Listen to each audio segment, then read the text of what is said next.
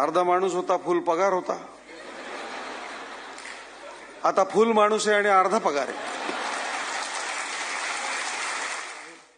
आरोग्य उत्तम ठेवा.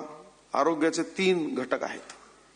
पहिला घटक म्हणजे आहार, दुसरा मी सांगितला विहार, आणि तिसरा म्हणजे निद्रा. शांत झोप, उत्तम झोप लागली पाहिजे. विहार म्हणजे व्यायामपणाला. आजपर्यंत लवकर जात होते, लेट येत होते म्हणून व्यायामाला वेळ मिळत नव्हता. आता तक्रारीला काही कारण नाही. मला तर काळजी आहे, आमच्या भगिनी ज्या आलेल्या आहेत, बहिणी, त्या या क्षणी विचार करतायत की या बाबाजीचं आता मी करायचं काय. रोज सकाळी जात होता, एक डबा केलं की काम झालं. आला की आपलं वाढलं बिडलं काहीतरी, किती दमलात म्हटलं की काम झालं. आता काही गंडवायची सोय नाही.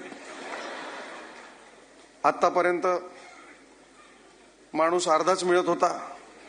12 तास, त्यात 9 तास झोपत होता, 1-2 तास आवरत होता, 1च तास बोलत होता. अर्धा माणूस होता, फुल पगार होता. आता फुल माणूस आहे आणि अर्धा पगार आहे.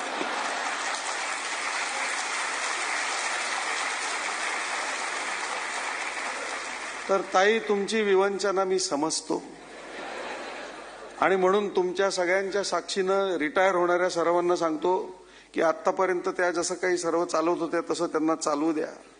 हे कुठून आलं, ते काय करते, एवढं कोणी घेतं का, हे असल्या भानगडी करू नका. शांतपणे जेवत होता तसंच जेवा. जास्त बडबड करायची, याला बोलव त्याला बोलव, त्रास द्यायचा नाही बिलकुल, आणि आनंदाने जगायचं. कारण काय आहे की खरोखरच आपण घरी नसण्याची घरच्यांना सवय असते, आणि आता घरी असण्याची सवय त्यांना लागेपर्यंत आपलं वागणं, आपलं बोलणं, आपलं चालणं जे आहे ते त्यांना सुखकारक असलं पाहिजे, त्रासदायक असता कामा नये. 30-30, 35-35 वर्ष मुंबईमध्ये राहून, मुंबई पोलिसांची, नागरिकांची सेवा करून मुंबईमधल्या अनेक गोष्टी आपल्याला पाहिलेल्या नसतात. मुंबईला, साऊथ मुंबईला हेरिटेज वॉक आहे, INS हमला आहे, जुहू चौपाटी आहे, इतक्या गोष्टी आहेत. काही ना काही राहून गेलेलं असतं, ते पूर्ण करा. महाराष्ट्र अतिशय सुंदर आहे, महाराष्ट्राचा सागर किनारा अतिशय सुंदर आहे, तिथे फिरायला जा, आनंद घ्या आणि आनंद द्या. जेवढा तुम्ही आनंद लोकांना द्याल तेवढा तुम्हाला पण मिळेल. आनंद ही एकच गोष्ट आहे की जी वाटून कमी होत नाही, वाढत जाते. आणि म्हणून जिथे जाल, जसे जाल, आनंदात राहा. तुम्ही त्या अनेक कमी भाग्यवान लोकांमध्ये आहात ज्यांना गॅरंटीड नोकरी असते, गॅरंटीड रिटायरमेंट असते. आज आपण एवढं सन्मानाने रिटायर होत आहे, हे देखील भाग्य आहे. आपले अनेक साथीदार या दिवशी रिटायर व्हायला पाहिजे होते, पण कदाचित काळाच्या पडद्याआड गेलेले आहेत. काही, कोणाला आरोग्याचा धोका झाला, कोणाला आणखीन काय झालं, काही ऍक्सिडेंटमध्ये पण आपले लोक जातात.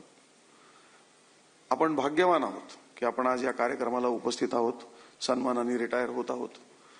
आणि असंच भाग्य आपलं जसं इथवर चालत राहिलं तसं यापुढच्या आयुष्यात देखील चालू राहावं, अशा माझ्या आपल्या सर्वांना खूप मनापासून सदिच्छा आहेत. 5-6 गोष्टी मी सांगतो नेहमी लोकांना. एक म्हणजे आपल्या वेळेचं नियोजन करा. आता आपल्याला खूप वेळ आहे म्हणून लोळत राहायचं, वेळ फुकट घालवायचा असं काही करू नका. कारण वेळ ही अतिशय मौल्यवान बाब आहे. वेळ ही एकमेव बाब आहे की जगाच्या कुठल्याही मार्केटमध्ये आजपर्यंत कोणीही विकत घेऊ शकला नाही, कितीही श्रीमंत असेल तरी. वेळ ही एकच बाब आहे जी तुम्हाला, मला, सर्वात श्रीमंत माणसाला, सर्वात वयस्कर माणसाला सारखीच उपलब्ध आहे. त्याचा विनियोग जो आहे तो अतिशय चांगल्या प्रकारे करा. कोणाचे छंद काही असतील ते जोपासा, कोणाचे राहिले असतील आज सुरू करायला हरकत नाही. It is never too late. फक्त ते छंद जोपासायला सुरुवात करताना जी काही घरात काळजी घ्यायला पाहिजे, नाहीतर साहेबांनी सांगितलं आणि यांनी नवीनच उपद्व्याप सुरू केला असं मला नको व्हायला.